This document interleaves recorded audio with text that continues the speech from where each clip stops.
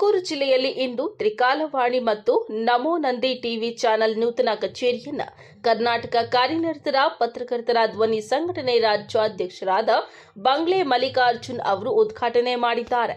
ಈ ವೇಳೆಯಲ್ಲಿ ಬಂಗ್ಲೆ ಮಲ್ಲಿಕಾರ್ಜುನ್ ಅವರು ಮಾತನಾಡಿ, ಪತ್ರಿಕೆ ಮತ್ತು ಮಾಧ್ಯಮಗಳು ಬಡವರ ಪರ, ರೈತರ ಪರ, ಶೋಷಿತರ ಪರ ಹಾಗೂ ಸಮಾಜದ ಎಲ್ಲಾ ವರ್ಗದವರಿಗೂ ನ್ಯಾಯ ದೊರಕಿಸಲು ಪ್ರಾಮಾಣಿಕ ಪ್ರಯತ್ನ ಮಾಡಬೇಕು. ಪತ್ರಕರ್ತರು ಸರ್ಕಾರ ಅಥವಾ ಅಧಿಕಾರಿಗಳು ತಪ್ಪು ದಾರಿಗೆ ಬಂದಾಗ ಅದನ್ನು ತಿದ್ದುವ ಕೆಲಸವನ್ನ ಮಾಡಬೇಕು.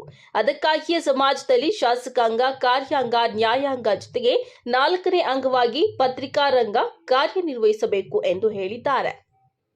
ನಂತರ ನೂತನವಾಗಿ ತ್ರಿಕಾಲವಾಣಿ ಚಾನೆಲ್ ಮತ್ತು ನಮೋ ನಂದಿ ಟಿವಿ ಚಾನೆಲ್ ಕಚೇರಿಯನ್ನು ಪ್ರಾರಂಭಿಸಿದ್ದು ಶುಭವಾಗಲಿ ಎಂದರು. ಈ ಸಂದರ್ಭದಲ್ಲಿ ತ್ರಿಕಾಲವಾಣಿ ಚಾನೆಲ್ ಸಂಪಾದಕ ಸುರೇಶ್ ಬಾಬು ಅವರು ಹಾಗೂ ನಮೋ ನಂದಿ ಟಿವಿ ಚಾನೆಲ್ ಸಂಪಾದಕ ಅನಿಲ್ ಕುಮಾರ್ ಅವರು, ಕರ್ನಾಟಕ ಕಾರ್ಯನಿರತರ ಪತ್ರಕರ್ತರ ಧ್ವನಿ ಸಂಘಟನೆ ತುಮಕೂರು ಜಿಲ್ಲಾಧ್ಯಕ್ಷರಾದಂತಹ ಶ್ರೀಕಾಂತ್ ಮತ್ತಿತರರು ಹಾಜರಿದ್ದರು. ಇದೇ ಕಾರ್ಯಕ್ರಮದಲ್ಲಿ ತ್ರಿಕಾಲವಾಣಿ ಮತ್ತು ನಮೋ ನಂದಿ ಚಾನೆಲ್ ತುಮಕೂರು ಜಿಲ್ಲಾ ವರದಿಗಾರರಾಗಿ ಶ್ರೀಕಾಂತ್ ಅವರಿಗೆ ಆದೇಶ ಪತ್ರ ನೀಡಲಾಯಿತು.